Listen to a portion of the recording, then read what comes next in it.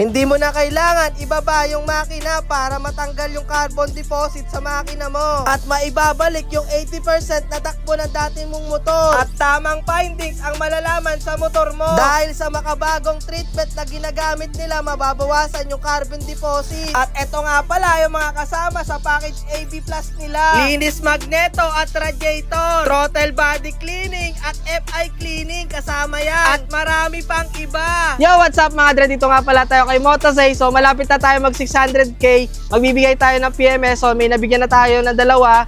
So tara, samahan nyo ako. Ako nga pala si Ronald Resio.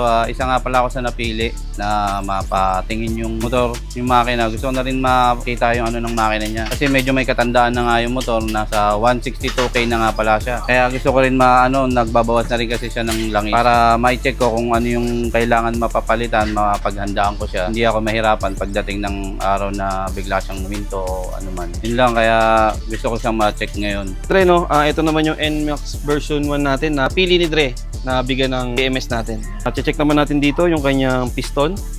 Ayun yung mga hairline niya na maninipis pa lang naman yan mga Dre, no? Okay na okay pag gamitin naman to.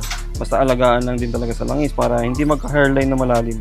Ito papasok pa to sa ating jet spray natin mga Dre para mapanipis natin tong carbon na to. Tapos check natin yung carbon sa valve, yung mga barbula. Yan, ito yung barbula niya mga Dre. Ito yung exhaust. Yan, grabe. Try natin tanggalin yan, mailabas natin yung number niya o letra niya rito. Papanipis man lang natin para bumalik yung dating sigla ng motor niya. Ako nga pala si Kenneth James Del Rosario. Nagtawag ko dito kay Motosay para ipacheck yung motor ko kasi nagbawas siya ng langis. Siyempre, kinabahan ako. Baka nagkaroon na siya ng tama sa block. Papacheck ko na rin yung makina ko na yung may camera silang ginagamit. Transparent na kung may papalitan na ba dun sa pyesa ng sa makina ko.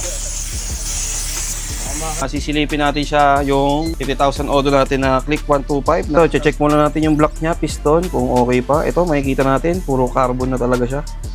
Ito, may warp na siya rito. May hairline na rin, kumbaga. Pero ang maganda rito, kahit may hairline siya, hindi naman umaahon yung langis. Kasi merong hairline na nandito na rin yung langis .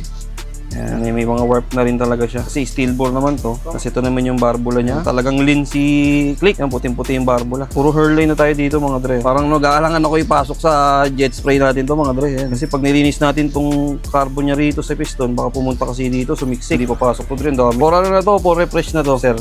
Sakto naman, for 60,000 odo na siya. At least makakapag-ipon ka na. Sa 60,000 odo mo, ang alagaan mo na lang dito is sigunyal. Kasi pag natuyo ka ng lang, sigunyal mo, damay, mas malaki Kaya yung mga yung mga ibang motor, natutuyuan biglaan lang, hindi nila alam na okay naman sila mag-change oil, ganyan. Dahil hindi siya pumasok, bibigay na lang namin yung tamang PMS para sa kanya. Throttle body cleaning, CVT cleaning, at semi-engine wash, at pag-check na rin ng mga parameters. Yung sa minor niya, okay na. Hindi na tulad nung nakaraan na taas na hindi mo malaman na Yung sa takbo niya, okay naman. Naging smooth ulit yung yung takbo niya. Mga Dre, ang unang process natin dito sa Motosay, i-offer natin dun sa saktong odo niya kung ano yung dapat na PMS na nararapat dun sa motor niya. Check muna natin ngayon yung parameters nito, kung tama ba yung RPM niya, standard ba, ignition timing, kung tama rin. Tapos check din natin yung TPS niya, pinapaikot natin tong kanyang throttle, kung nag-80% to 100%.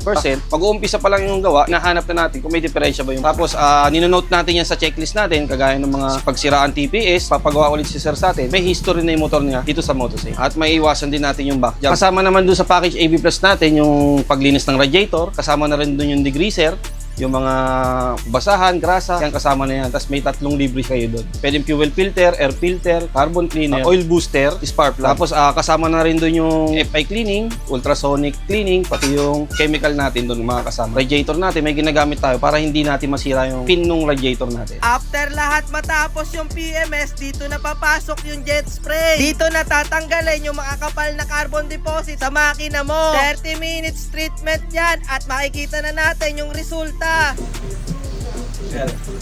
Mabawasan, boss. Ang galing Tanggal, boss. Wala na dito. Pero mga Dre, papakita ko sa inyo muna yung barbula, itong nasa taas. Pakita ko sa inyo yung pinaka-barbula niya. Ayan yung pinaka-barbula niya mga Dre. Makikita natin kanina, wala yung letter, parang letter D yan. Kung makikita natin, nakikita na yung letra. Tapos yung pinaka-chamber niya, yan, pumuti na siya mga Dre. Yan, pumuti na siya. Doon naman tayo sa piston. Check natin yung piston. Ayan, at least nabawasan natin siya, tapos na-lessen natin dito. Yan. Pwede pang i-follow up siguro ng 5,000 odo to. Isang spray jet pa.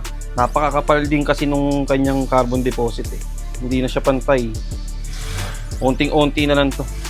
Mga kadre, after nilang i-PMS ni Motosay, tatry ko kung ano yung pinagbago para dun sa takbo niya. Malaking malaki yung pinagbago niya. Naramdaman ko yung takbo niya, medyo talagang ano na ngayon kesa nung mga nakaraang araw. Lumakas na yung attack niya.